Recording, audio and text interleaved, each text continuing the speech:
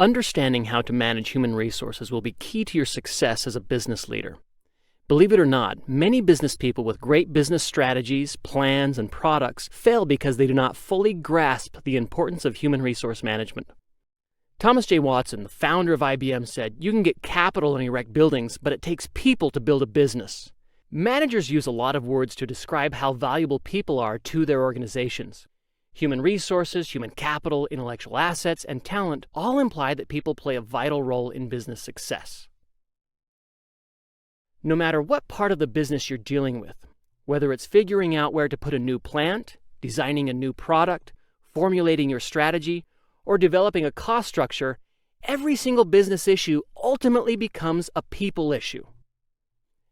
At the heart of it, you've got to have people with the right skills, opportunities, and motivation to face those challenges and achieve business success. This is the essence of human resource management, to manage people in a way that drives business success. To drive success, human resource management involves a wide variety of activities, including analyzing a company's competitive environment and designing jobs so the company's strategy can be successfully implemented. This in turn requires selecting the right people, developing their skills to meet strategic objectives, and motivating them toward a common goal.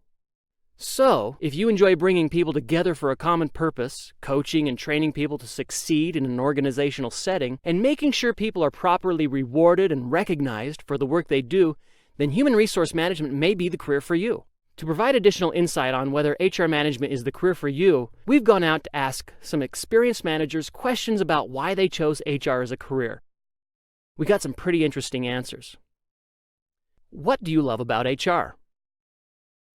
I love the variety in HR. I am an HR generalist, which means I work in organizational talent, in training, in hiring, in recruiting. I work in organizational structure, helping to reorganize companies and restructure them or bring in companies that are being acquired. It's actually an interesting field. I had a great mentor once that talked about why he went into the field of OB and HR after doing undergraduate work in finance. And something resonated really well with me. Basically, it said that no matter what business or organizational issue you're dealing with, that could be entering a new market, that could be designing a product, that could be solving some analytical challenge or technical challenge, every single business issue or organizational issue ultimately becomes a people issue. At the heart of it, you've got to have someone with the right skills, capabilities to face that challenge. And so it's how do you find those people? How do you get them into the right roles? How do you motivate them? How do you help manage and unleash their performance? But ultimately, every business issue is a people issue. And the one function, HR and OB, is one that touches every aspect related to people. There are so many reasons why I love the field of human resources. And it's actually hard to sort of figure it out. And if I go back to what drew me into the field of human resources, it's really sports. I was a big jock in school. I played 3 sports in high school. I played 2 in college. And everything I loved about sports, I find, is translatable to the world of organizations, such as organizing to win. Just as when you're on a team and you got to try to figure out what's the right way that we can organize the skills and talents we have to achieve our goal. The same thing is true in an organization. When you're in organization development and human resources, you're getting a chance to figure out how do we assemble the people and the resources and the assets we have to win in the markets that we want to win in, to put the best people in the best roles that amplify their skills and their strengths. And so I found over the years, the more I got into human resources, the more I loved it, because everything I loved about sports is what I loved about human resources. Why would you want to work in HR? I knew ever since I was an undergrad that I wanted to go into consulting, and I knew I really wanted to go into consulting around leadership development, executive coaching, organizational behavior, and organizational design, because in my experience, having had jobs through high school and through college, I knew most of the challenges in an organization were with the people. Organizations have figured out how to make products. They haven't figured out how to rally people around a cause. Of course, HR is a fun and exciting area to work in, but what will you get from studying organizational behavior and human resource management in school? What skills will you develop to help effectively manage people and drive business success? What do I get from studying HR? I think the advantage is that we've actually been trained with people who have spent time in this field, leaders in this field, thought leaders in the field of human resources, organizational development, organizational design. You have a chance then to put those theories into practice when you go out into the field. The great thing about OB HR coursework is that it will make anybody in any profession more successful. In fact, we've done a study at General Mills of the things that derail a person's career, and it's usually the OB HR competencies that are the great derailers. So even if I'm planning to be a finance director or a marketing VP, if I learn about the HR skills, communication, collaboration, innovation, understanding the organization, being empathetic and listening to the organization, all those things that HR has kind of an upper hand in, it will make anybody's career more successful. What is the most useful skill you learned from studying HR? So for me, it hasn't necessarily been a skill that's been most useful for me in my work. It's been a mindset. And the reason I say that is because the mindset that people have when they're dealing with a talent is that if people aren't doing something right, it's a motivation issue. And, these lazy people, or I have the wrong people in the job.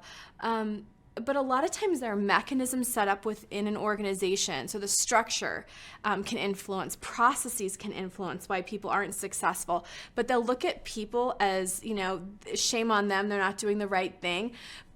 But the really, really interesting and fascinating thing, and the mindset I think you have to have, is to look at an organization as a system and look at how things are influencing that system. Because so many times you'll figure out that it's that system, it's not the individual that's creating the outcome. And if you can change the system, the individual within the system will change as well.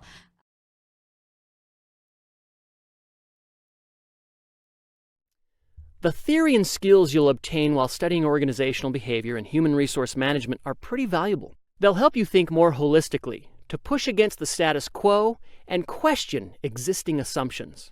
They'll help you examine organizations as systems and be able to change dysfunctional systems to ensure that people and organizations are aligned toward success. But such competencies are not only important for HR managers, they are vital for all people working in organizations. How do you know if HR is the right career for you?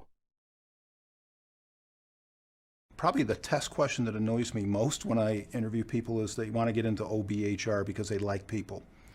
That's helpful, but that's not really what drives the field. It's really the intersection of the strategy the business is taking and your ability to influence that, the degree of effectiveness you have in terms of building systems and processes that enable strategy, and then your ability to translate that in meaningful terms to the broader employee population. That's really the art of OBHR. So if you have an interest in that intersection of strategy, process, and people, that's where it all comes together.